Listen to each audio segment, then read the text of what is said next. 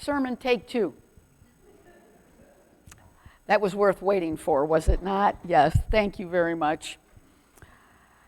So here we are on our second reflection on reflecting on how we became a body of Christ. Last week, I was giving you some ideas about how important reflection is in your life, personally, and what it did to personally reflect on your beginning, your past, and your future. And I think we all need to do that on a regular basis. And part of that was somehow we leave the reflection time when we're not busy. And that's part of the very problem. So this week, since it involves us as a church body, we're going to look at reflecting back to the beginning and the recent past and then the current place where we are. And together as we go forward through this year of ministry mission, we'll look to how we reflect and move and do the body of Christ in the future. And so I'd like to begin with an old hymn that we all, I believe, most of us anyway, personally love, and that's I Love to Tell the Story. Because you have a handout in your bulletin this morning. How many people know that song? Yeah, look at there. Okay, a common bond, a common past to start with.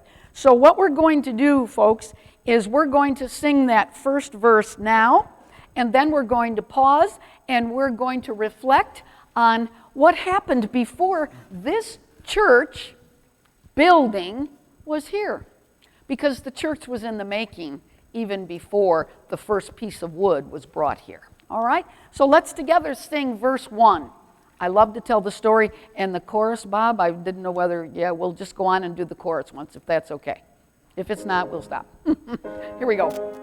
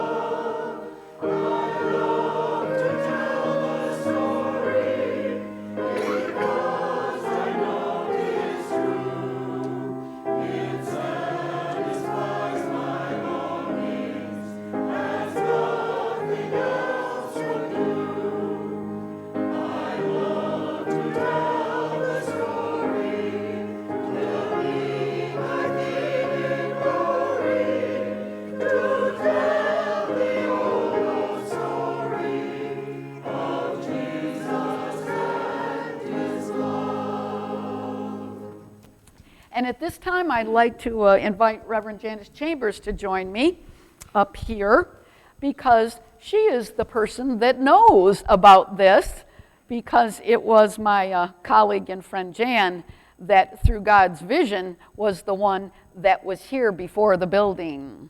Yep. And we need the handheld mic. It is? Ah. Boy, your eyes are better. Oh, it's standing right. All right. Take it away. Okay. The church actually began in 1986, and 6 people got together and were Presbyterians and went to the presbytery and said, we would like to start a church up here. There isn't a church for miles, a Presbyterian church for miles around. So that they were the impetus for getting it started. Unfortunately, none of those people are still alive. But the place that they rented in order to begin worshiping was the Oddfellows and Rebecca Hall, which is now East Hawassa's community theater. It did not look like it does today. It was a little bit disheveled and run down. But we rented that from them for just Sunday morning for 2 hours. And this is what it looked like on the inside. Please note that the floor has that long shag green neon carpet. And let me tell you, we didn't set up these many chairs when we first started. The first time I went to the church and they asked me if I would consider being the pastor, because I was the closest Presbyterian pastor, there were 15 people in worship. 5 of them were my family.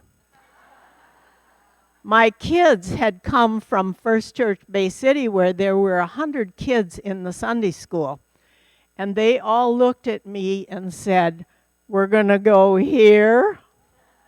But, so that picture you saw of the sign, that was Gene Hopper. He put a sign out by US 23, and it took us a while to get a sign like that, but it was the first kind of notice to the community that we were going to be present. So show the next one. Okay, there was a couple that came every Saturday and set this up. And then after church, we had to take it all back down again.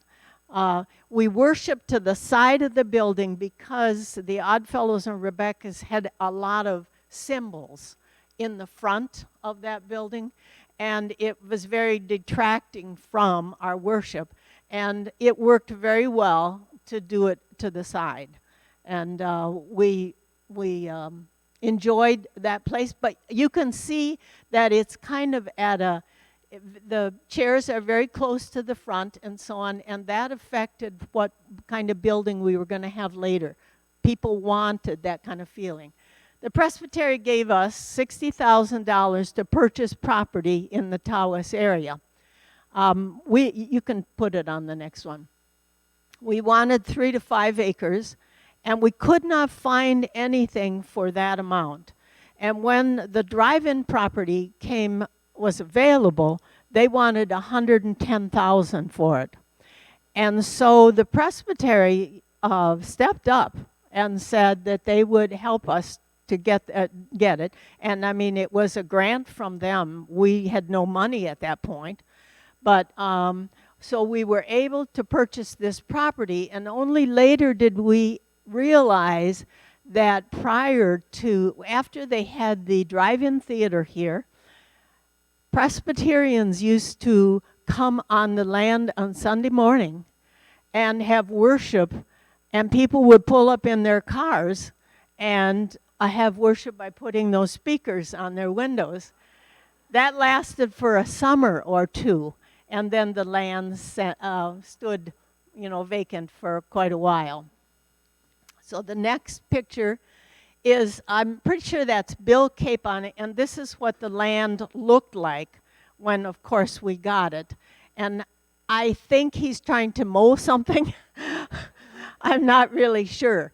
But there was also trees here where this building stands, and all of that had to be taken down. But the fun thing was, when we bought the land and we got it, the police department from East Tawas gave us an escort. We all got in our cars after worship that day, and we came out here singing. We left that Oddfellows Hall singing Come to the Land. It's a kind of a Negro spiritual. And we started back here on Come to the Land as well as soon as we got here. But it went all the way through town, and people were honking their horns, and we all have flags. It was really fun. So this is the groundbreaking. Bob Hayhurst is the bagpiper, and he became our bagpiper kind of in residence periodically. He's from Bay City. He came for many occasions, and he piped us onto the land. The next gentleman is Sobchak, who is the architect firm. Betty DeWild was in charge of the design of the building. Of course, that's me. You wouldn't recognize me with all that hair. And Bob Toms, the one on the end, was the one that structurally, committee-wise, set up everything so that we could have, committees that would carry out various responsibilities for the building. But it was a great, great time. The Historical Society contacted us and said, we have the cornerstone for a church that used to be here in East Tawas, and when you get your building, we will give it back to you. The closest thing we could figure out was it was in Tawas City, and it may have been kind of where that the Church of the Latter-day Saints, they call it the Reformed Church now, I think, in that area, but nobody is really very sure. There aren't real good records about where it used to be. But so that was waiting for us until we got our building. One of the things we did was we had a clown troupe, and we had kids. And because I've been a clown, I thought that's something I could share with them. And it kind of goes along with being Oddfellows, like you're meeting in the Oddfellows Hall. So anyway, that happens to be Kathy Hinman's oldest daughter right there next to the lady. And we would go to nursing homes, and we went to the hospital. And I don't know if Nan Scales remembers this, but and she might not, but she was dealing with some real health issues and in the hospital. And Kathy Hinman's younger daughter was in her grade at school and said, can we go clown at the hospital for her? And it was Heidi's idea that we would pretend there was a wall between us and her room, and we had to break into it. And we came and clowned for her while she was in the hospital. So we enjoyed that a lot. And of course, this is George Syverson and myself. We did a clown sermon one Sunday, and somebody caught that picture of us. But anyway, so that was kind of the way things began, very slowly, but let me tell you, it was the ride of my life. I loved it. I loved every moment of it. So slowly but surely. We dispel the vicious rumors or the truth. When people told me about you as I was first coming here, and you guys were in Florida, see, they said that you used to ride your bike down Newman Street and talk to people. I don't know about riding a bike, but I do remember this. There we go. Tell us For the truth. 4th of July parade, okay. The clown troupe said they wanted to be in it. Oh, yeah. And we had a wagon. And we got in all our makeup and everything, and it was 90 degrees at 11 o'clock in the morning. And my outfit is, I've got a sport coat on and so on. Yeah. I had red cheeks until about 3 or 4 o'clock in the afternoon, and we could hardly keep up with the wagon. But anyway, we worked the crowd as we went along. Yeah. I did have a bike, and I stayed at a place over on Janet Street. Okay. So it's possible I could have ridden up and Ridden down, down. but I don't remember that as well. Okay. And how long was your active ministry here? I started in 1987, part-time. Okay. And then by that fall, the presbytery had enough money to pay me full-time. Okay. And so 87. I worked starting then, and then I left the beginning of 1999. Okay. So I think it was 10 and a half years, kind of basically. But it was a lot of fun, let me tell you. I have so many stories, but if you haven't read the thing I wrote up, which is very lengthy, and I was going through it yesterday, and I was thinking, I got a little, wrote way too much. But anyway, it was fun. It was fun, yeah. So much, absolutely. Oh, you better keep that. I guess, yeah, we'll open it for a few questions. The last scheduled Sunday was the last Sunday of the year in 1998. We had a snowstorm that was unbelievable we could not hold church. We had to cancel church. Because I was over on Janet Street, I walked over to see there were banks over the doorways, and there was no way we were going to have church. And the next Sunday, I was supposed to be in Saginaw countryside, which I was. So I never kind of had the closure with the church that was scheduled, but I'm back here now, so that's fine. Absolutely. Oh, wow. And she's still with us as our emeriti pastor, and we love her very much. So that was kind of leading up to the building, and Andy DeWild is going to kind of carry us through the next phase of the church body's growth. Andy? Just sing. That.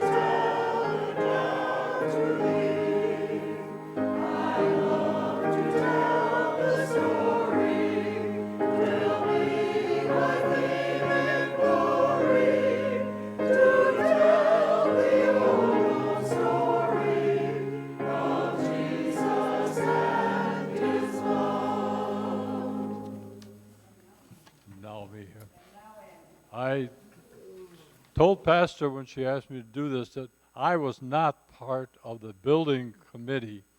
There were a lot of people involved in it. John Jensen was one. Betty was one. There were several people. Al Gould. Al here today? I thought. And so, but I was on the site selection committee, which preceded the actual building. And there's a funny thing. We looked at a lot of properties in the Tawas, Stuart, Saskota area. We wanted to be sure to be somewhere where we could pick up people from Muskota too. Anyway, we found our perfect place about 4 miles north of here in an area called Agape Acres, of all things. And we decided we'd buy a couple lots in there with another lot which would get us from the US 23 into the property. Then we got a letter from an attorney who was part of the association up there, and he said, our association does not permit houses of worship in this area. So we said, oh, we could have gone to court. It would have cost us a fortune, and litigation would have taken a long time, but so we decided not to. When God closes one door, he usually opens another one. We soon after that got notification that this piece of property was for sale. Tom Jocks, who was the part owner of the property, met with us. We arrived at a deal and we bought the property complete with a sign and the projection booth and everything else. And went to work. And no, back, yeah. Oh, forget. Okay, Kirsty, enough fun. Go to slide 1, will you please? I have no idea where that came from. I know the guy in this picture. By the way, you probably see some pictures here of people. There are not too many people in these pictures. And Betty and I spent a lot of time looking at them and scrutinizing, trying to figure out who was who and where, and if they were even in there. And we couldn't find them. But anyway, we arrived at a few. And if you were part of the congregation at that time, and you recognize somebody in one of these pictures, or you see yourself, let me know. To make a long story short, we bought this property and cleared it. And I mean cleared it. Like Jan said, we were stuck with The speakers stands out there in front of us, and the screen was up there yet, and the projection booth. And this was in, what, 92? 91, 92, we started clearing the property. And that included a lot of work. The gal in the center facing us is Edie Moore, who is now 94 years old, living up in Escoda. So, no. Edie Moore. Yeah, she's 94. Vida's not quite 94 yet. Anyway, unfortunately, either the rest of the people didn't get the word, or they were looking the wrong way, or whatever. But we got lots of back ends of people and stuff like that. But that was clearing the property, and that went on for quite a while, all of 92. Then in 94, we actually started construction. I'm sorry? Well, 93, I don't know, whatever. Okay.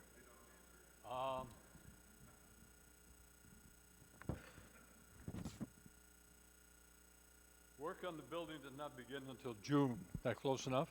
Okay. By the way, if you haven't read this history of the building of Tawas Irish Presbyterian Church, try and get a copy and read it. It's fabulous. It's written by Jan with a little bit of addition by Max Kramer later on. But there's so many facts and figures in here, it's unbelievable, and so many little stories. I'm just going to address a couple of them. They got me sandwiched between two talking ladies, so I'm going to have to either fill my time or talk pretty fast so they can get back at it. Anyway, in the spring of 1992, we held work bees on the lot almost every day, and especially on weekends. Not only church members helped, but their families, neighbors, friends, even B&B construction people worked. The posts for the drive-in speakers were removed by the seller, but the removal of trees and brush were our responsibility. Now, here are three names of people that are long gone. Dick Davis, Vern Butler, and Lee Harris, who were all over 80 at that time, were ones who regularly showed up, often with chainsaws. We had one large red oak tree on the property. That was carefully taken down. The man from Standish with a portable sawmill came in and cut the wood. It was then hauled up to Fairview. Eventually, to make a long story short, that big tree, that big red oak tree, became the trim, the wood trim you see all around you. So it came right off this property. Most of the staining was done by, what was her name? Ruth Novak. Ruth Novak spent hours and hours with pieces of lumber stretched across sawmills in here, because there was nothing else in here, and staining, hand staining those pieces of wood you see all around the, as trim work all around the building. I was here once in a while, but I don't remember any of this stuff. It's beyond me. Okay. Next. Okay, then when construction started, the wooden beams, these arched beams you see about overhead, came in from Alabama by trucks that could only move at night.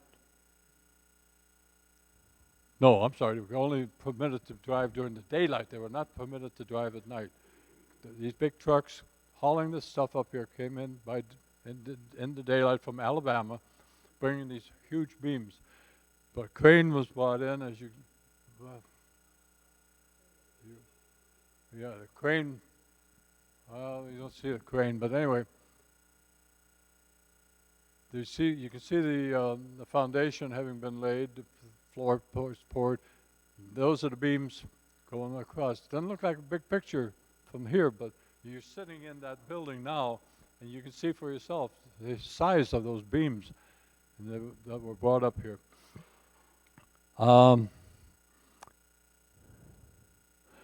Okay, I read this. I thought this was cute. Bill Curtis, who was the designer and architect, had such a fine sense of design and building that it is reflected in the project, and he was extremely happy in being able to give of his talents this way. Margaret Durthick always called the beams, Bill's beams, since he knew just exactly what colors to stain them and the ceiling.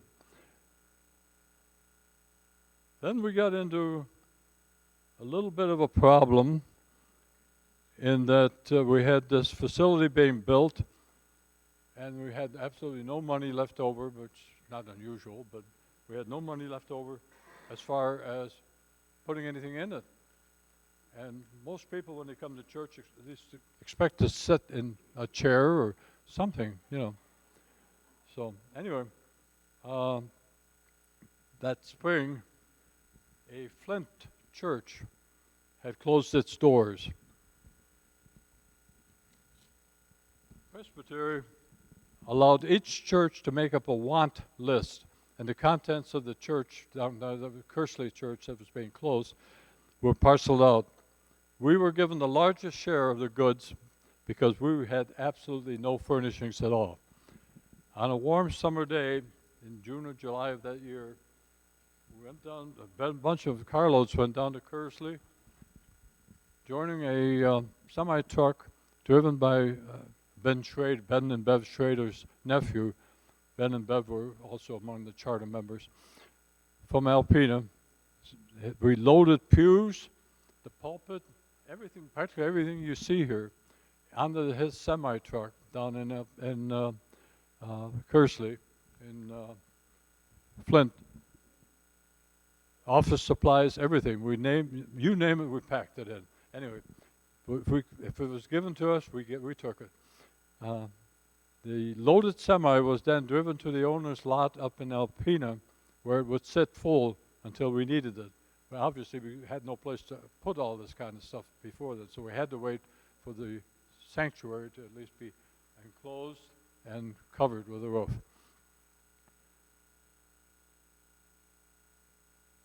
Where are we?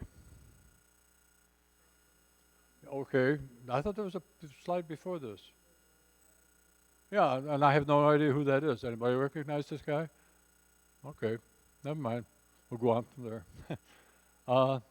We don't know who this guy is either. I can guarantee it wasn't one of our 80-year-old parishioners. It was probably somebody from B&B or from the outfit that we purchased the steeple and the cross from. Jan, you remember? No, okay. Anyway, that's the steeple having gone up and the scaffolding around it to put the cross on the top of the steeple. Next. There are the pews. Now the guy in the middle, most of you will recognize, Don Curtis, buddy of mine. Don Coates. What did I say, Curtis? Yeah, Don Coates. The rest of the people are anonymous, which is what most of us were anyway. Anyway, we tried to figure out where to put the pews. We finally got them in place. These pews, by the way, in case you haven't found out, are not fastened to the floor, and that's to help in cleaning and resetting them whenever needed. It also creates somewhat of a health hazard. If you pull on it too hard, the pew in front of you might come back in your lap. So, and they're heavy. So anyway, be careful with that.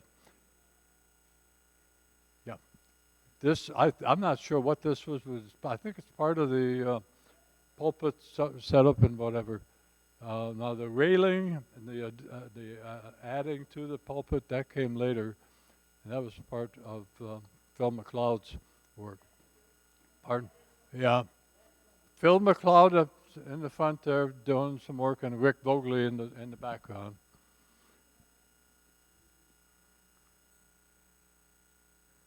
We have a lot of woodwork in this place that we have Phil to thank for.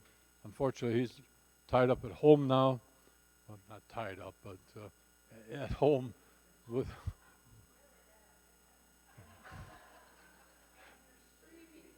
Phil. Phil and Shirley stream the service to their house every Sunday. So thank you, Phil. Hey, Yeah, everybody's wave at Phil. Yes. Okay. Okay. okay, thanks.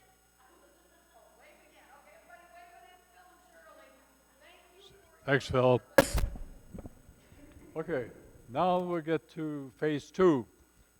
The original building, this building, was completed, occupied. We had service starting in December, and everything worked out fine until about 3 years later. We had a very bad winter and frozen pipes and about 3 inches of water all over the place.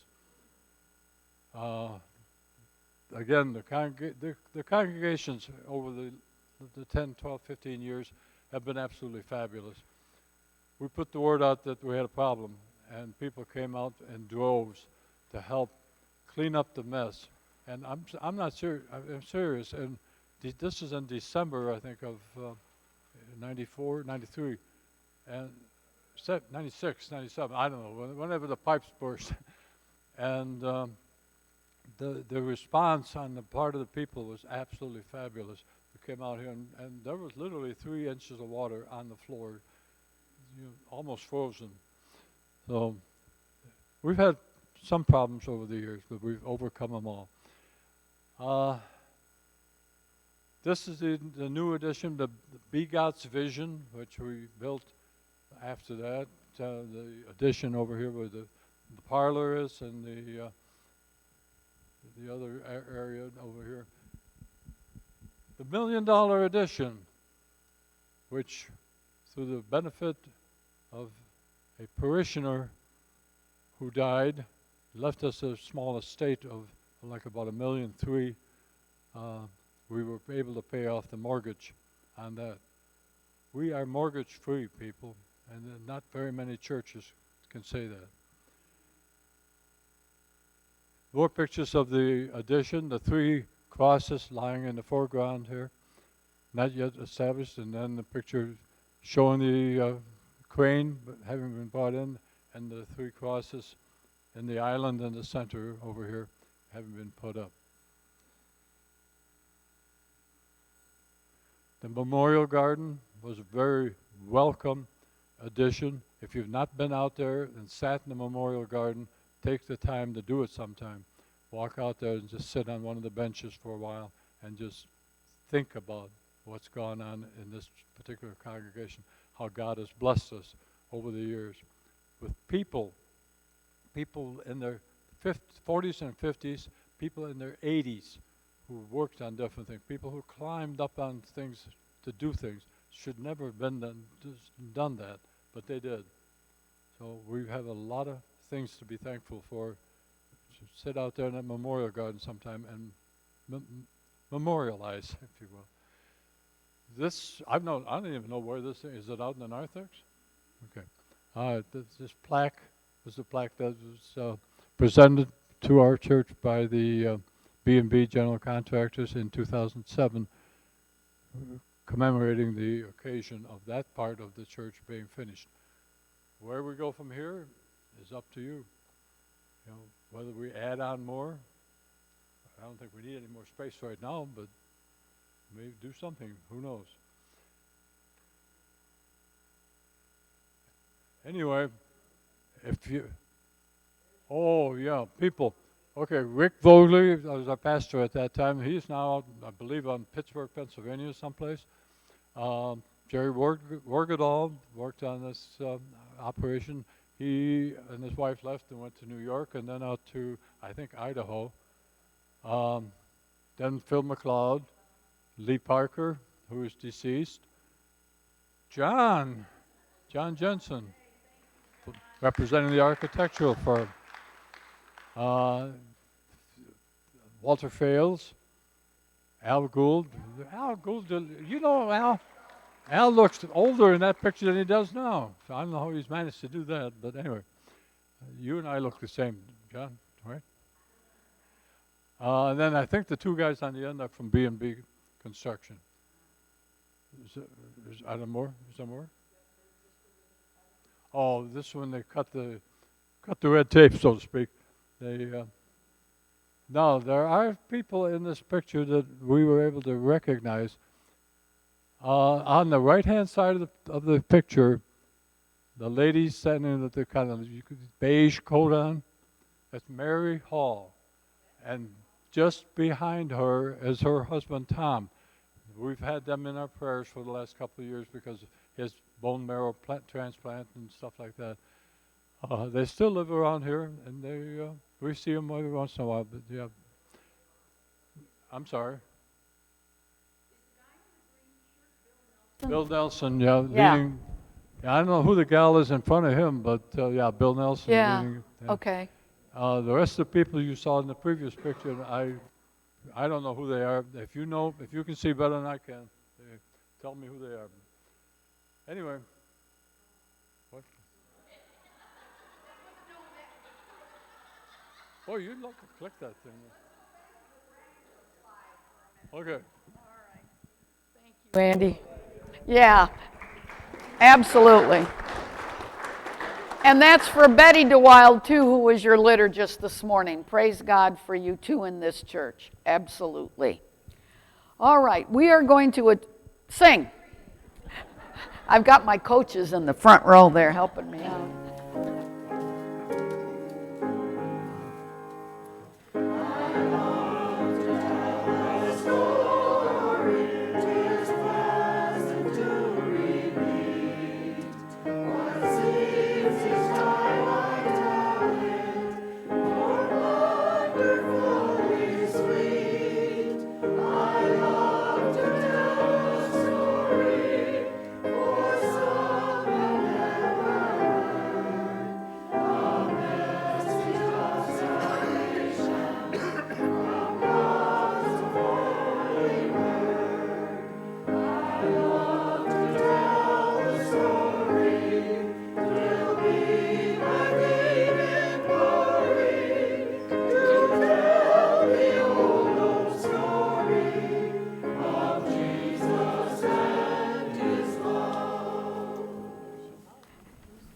And now we will fast forward to a little bit. What happened to her? Oh, there she is. Oh, Jeannie, come on up and join me. Yes. Jeannie, you were a charter member here, were you not? Jeannie Hebner was a charter member, just along with all the other people that you saw this morning, was a charter member, as was Virginia Scales, Jenny Scales, who we've been praying for now, and she is in Taos Village right now.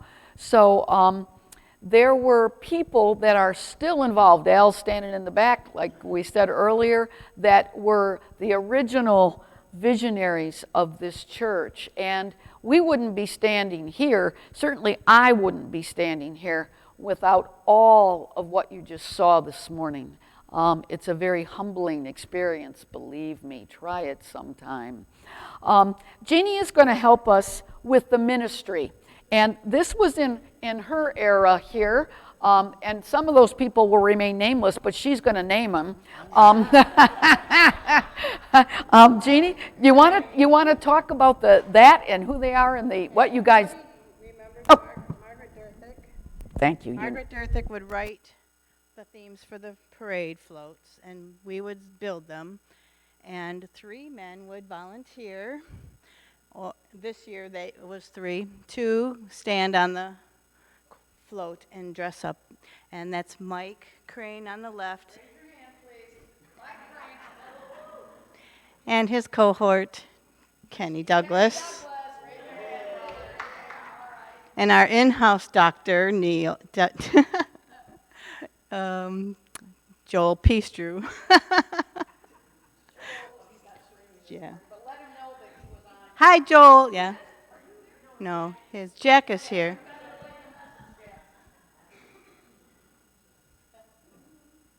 That's Jan's son, if you don't. This was our first blessing of the bikes when Rick Vogley was here. We had about almost 100 people here. And so the Goldwing Road Riders Association from East Tawas was here. The Christian Motorcycle Road Riders were here. And our friend Ben Harris from Make Way Move All had a bunch of Harley friends. And those are all his friends. And that is a... That's Jim Merton. We used to, one year we had it was a talent show on a Thursday night, and he showed his talents.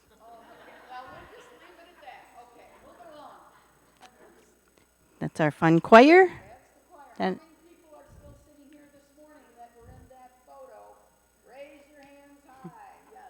yeah. Patty. I always missed every photo. Jan in the middle, Rick Vogley on your right, and our interim pastor was Ken Towsley from East Towsley.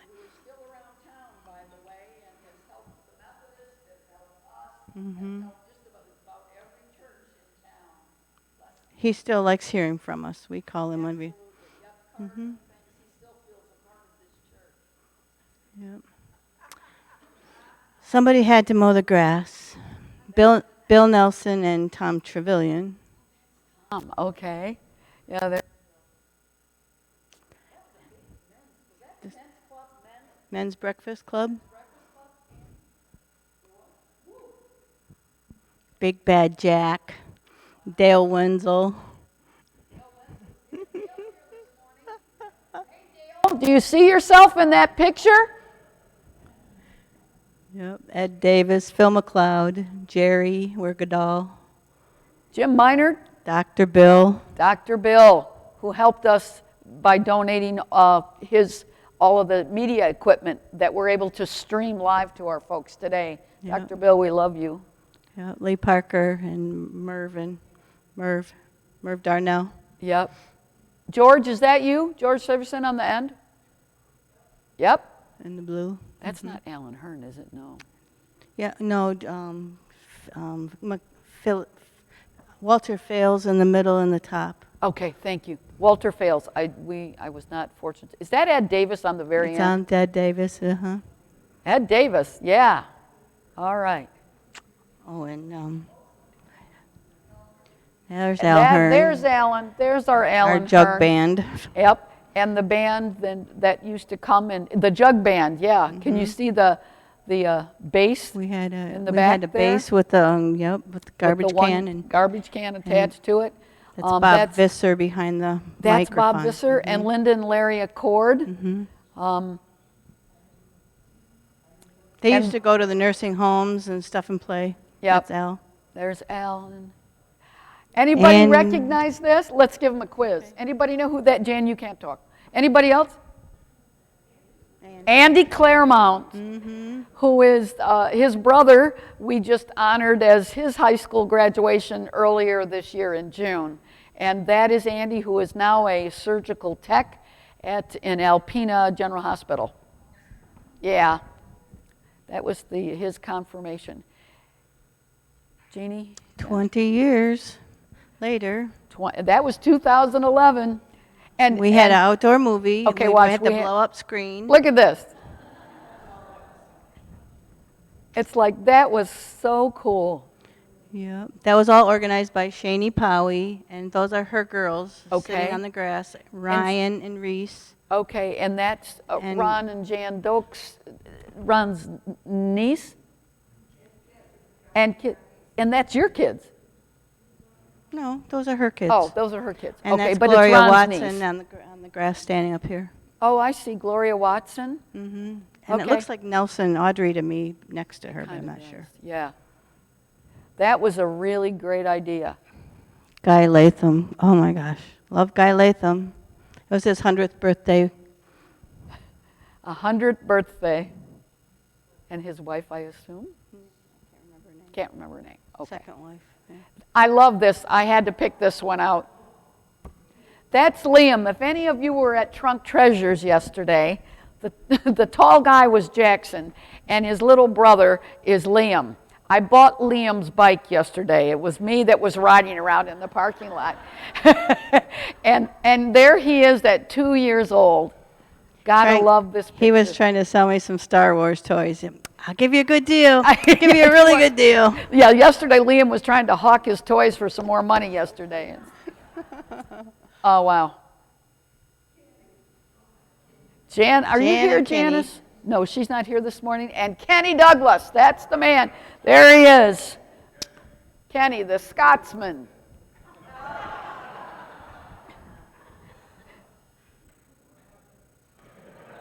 This is a picture of all the charter members who were here for Guy's birthday. Wow. There they are. Dale Wenzel, Yep. Dale, do you see you? He's smiling. Ann Coates, Margaret Durthick, Okay. Chris Sargent, Bev Schrader, Gloria Watson, Mary Wenzel, Tracy Claremont, Yep. Dean Adams, that's me. Yep. Shh, don't tell me. Betty Curtis,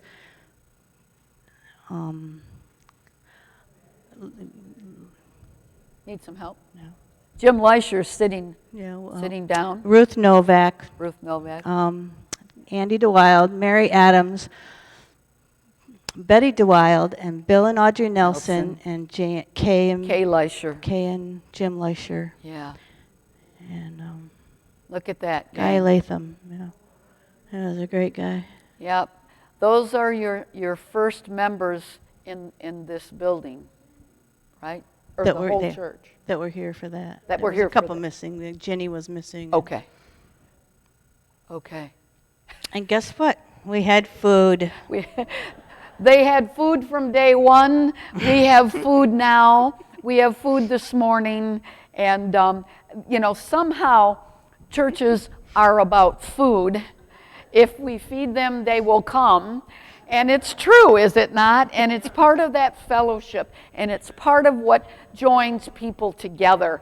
And so I love looking out here this morning and seeing a blend of charter members, of people who came afterwards that have been here. How many people have been here 5 years or more? Yeah, okay. And how many people have just visited or become regular attending non-members, as we call you and love you, in the last 4 years? Look, there it is. Look. Yeah.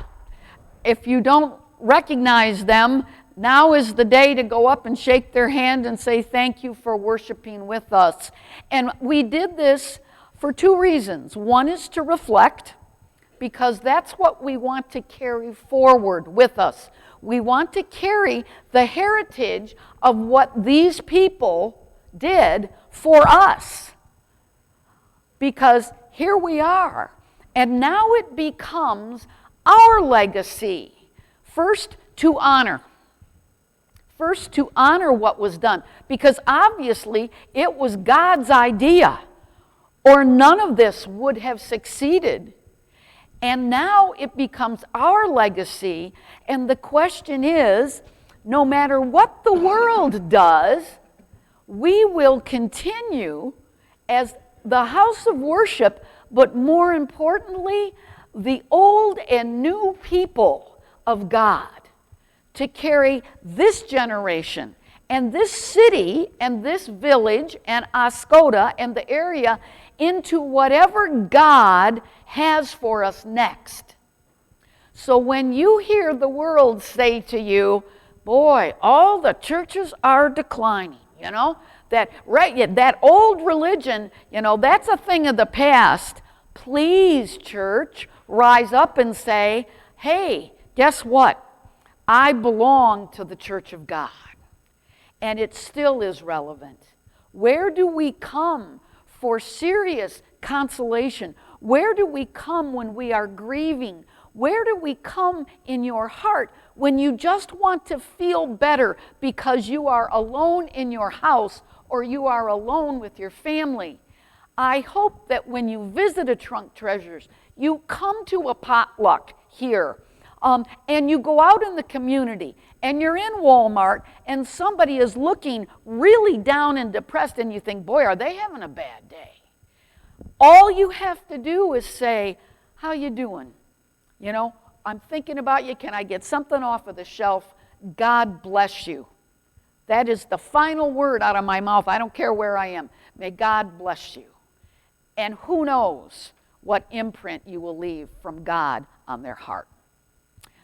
Can we have a round of applause for all of those who have gone before us and are here with us today and are in glory now, thanking God that their church that they built is still continuing today.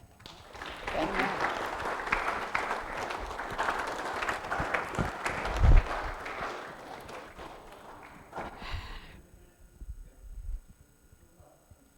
And there, we wanted to leave this as the first and last slide. So, May 4th, 1986, that was Janus.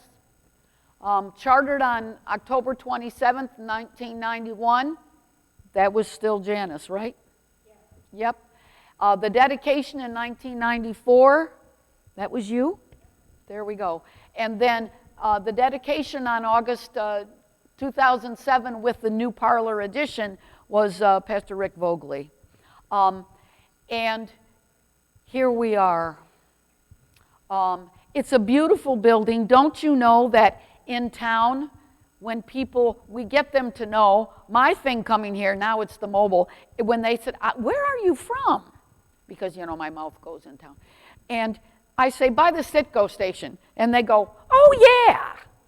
You know, we are a little farther out. But what vision these people had to give us. The next thing they say is, that's a really beautiful place.